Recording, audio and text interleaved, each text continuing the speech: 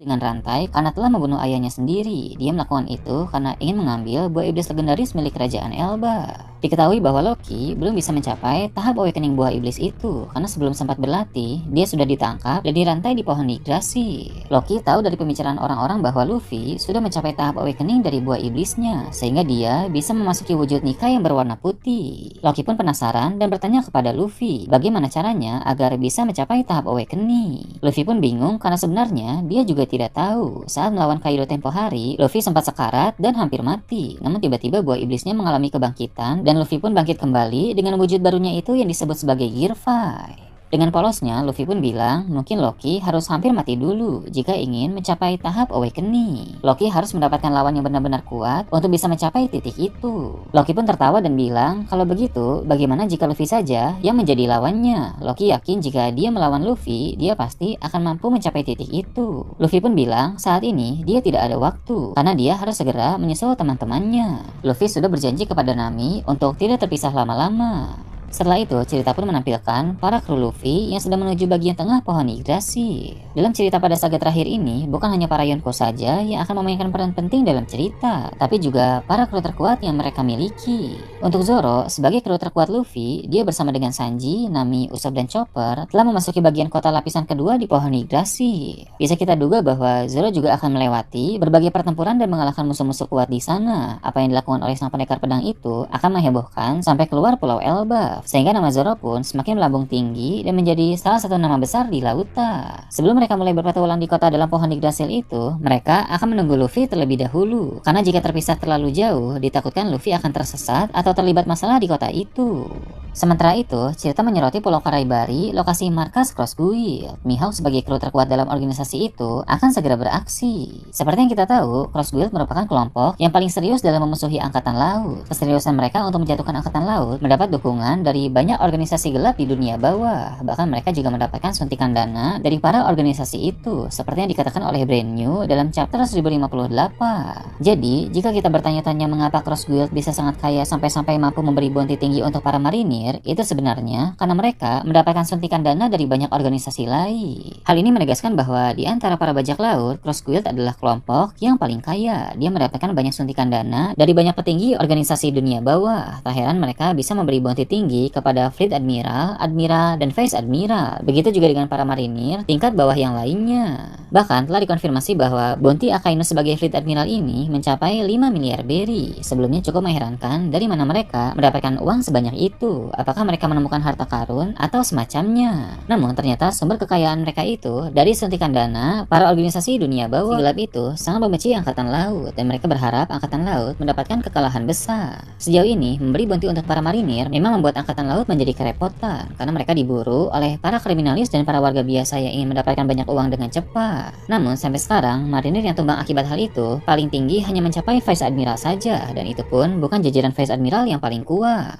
Jadi keinginan para organisasi gelap untuk melihat kekalahan besar Angkatan Laut masih belum tercapai. Hal itu pun membuat mereka agak tidak puas. Crocodile pasti peka dengan hal seperti ini. Dia tidak mau para organisasi tersebut merasa tidak puas karena mereka berpotensi menarik kembali suntikan dana dari Cross Guild itu. Crocodile harus bisa memastikan dukungan dari organisasi gelap di dunia bawah tetap berjalan dalam jangka panjang. Maka Cross Guild pun harus bisa memuaskan keinginan mereka untuk memperlihatkan kekalahan besar Angkatan Laut. Caranya adalah dengan menumbangkan salah satu nama besar Angkatan Laut dan membuat kabar itu heboh di seluruh dunia. Jadi, Cross Guild harus bergerak untuk mengalahkan marinir dengan posisi yang sangat tinggi agar dunia gempar dan mental Angkatan Laut menjadi terpukul. Orang dengan posisi paling tinggi di Angkatan Laut adalah Akainu sebagai Fleet Admiral. Namun Crocodile paham terlalu beresiko jika mereka menargetkan Akainu, karena sebagai Fleet Admiral, Akainu jarang terlibat dalam misi di luar dan sangat sulit untuk disentuh. Crocodile juga tahu tentang kekuatan Akainu yang mengerikan. Jadi menargetkan Akainu bukanlah langkah yang tepat. Dengan begitu, nama besar dari Angkatan Laut yang akan menjadi target Cross Guild adalah salah satu dari Admiral. Dalam hal ini, mereka akan mengincar Admiral Ryokugyu. Di mata Cross Guild, dia adalah Admiral yang paling aktif dan paling mudah untuk dipancing. Dengan strategi yang matang, mereka bisa memancing kedatangan Ryokugyu di suatu tempat. Di sana, Mihawk sebagai kru terkuat dalam Cross Guild akan menghadapi sang Admiral berkekuatan hutan itu. Duel Mihawk melawan Ryokugyu tentu akan menjadi pertarungan yang sangat menarik karena keduanya memiliki kemampuan luar biasa. Namun, sebagai pendekar pedang orang terkuat yang sudah memiliki banyak sekali pengalaman bertarung sejak lama, Mihawk akan mampu memenangkan duel itu. Memang Ryokugyo pun tidak akan mati di sana, karena ada cara baginya untuk bisa bertahan hidup dengan kekuatan metamorfosis dari buah iblisnya.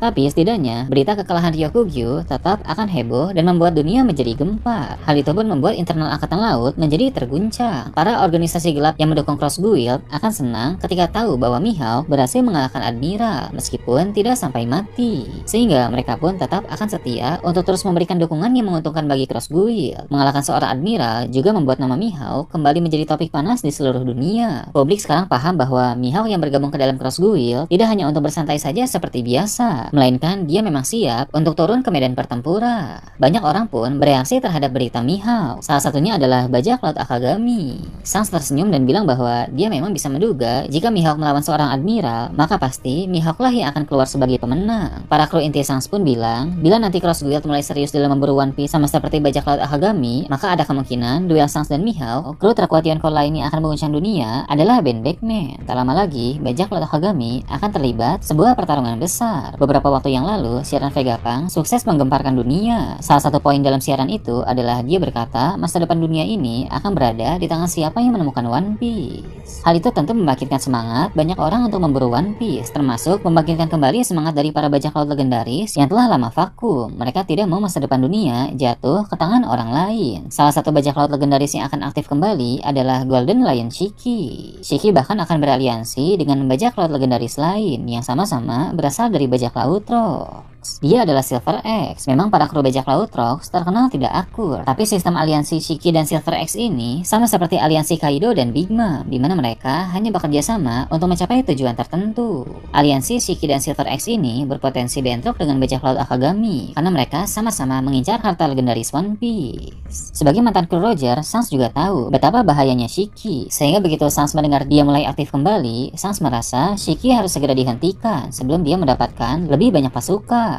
Dalam pertempuran bajak laut Akagami melawan aliansi Shiki dan Silver X, Sans tentu akan menghadapi Shiki, dan Ben Beckman melawan Silver X. Sans dan Ben Beckman sedang dalam masa prima, sedangkan Shiki dan Silver X sudah sangat tua dan staminanya sangat menurun. Tentu yang berpotensi menang dalam pertarungan ini adalah Sans dan Ben Beckman. Jadi selain nama Sans yang akan masuk dalam pemberitaan, nama Ben Beckman yang mengalahkan seorang bajak laut legendaris seperti Silver X pun akan menjadi topik pembicaraan yang menarik di berita terbaru. Terakhir, ada Kuzan sebagai kru terkuat dalam bajak laut Kurohige. Sang komandan Titan ke-10 itu akan melakukan hal yang sangat besar juga. Sebelumnya, Kuzan bersama Van Augur bertugas untuk menculik puding di wilayah Big Mom. Kuzan berhasil melakukan tugas tersebut dengan sangat baik. Maka dari itu, tak lama lagi Kurohige juga akan kembali mempercayakan Kuzan untuk melakukan tugas penculikan lain. Target kali ini adalah Vegapunk York. Van Augur dan Katarina Devon yang sempat berada di Pulau Egghead telah mengetahui bahwa York merupakan sosok penting karena dia adalah klon Vegapunk. Hal itu membuat Kurohige tertarik untuk menculik York. Ada dua tujuan utama mengapa Kurohige menginginkan sang ilmuwan itu. Pertama, untuk mencari tahu semua informasi penting yang diketahui oleh York, dan kedua, untuk menjadikan York sebagai tawanan yang bisa dipakai bernegosiasi dengan pemerintah dunia. Sebab jika ada Garp sebagai pahlawan angkatan laut dan York sebagai klon Vegapunk yang menjadi tawanan Kurohige, maka posisi Kurohige akan sangat menguntungkan. Sang mantan admiral itu akan pergi ke Pulau Egghead, mengalahkan para marinir yang berjaga di sana, dan membawa York pergi ke Pulau Hachinosu. Hal tersebut menimbulkan kehebohan besar sehingga Akainu dan Garling akan sangat murka. Di tengah kemarahan Akainu dan Garling terhadap Kuzan, bounty dari Kuzan pun akan disinggung. Dia memiliki bounty sebesar 3,5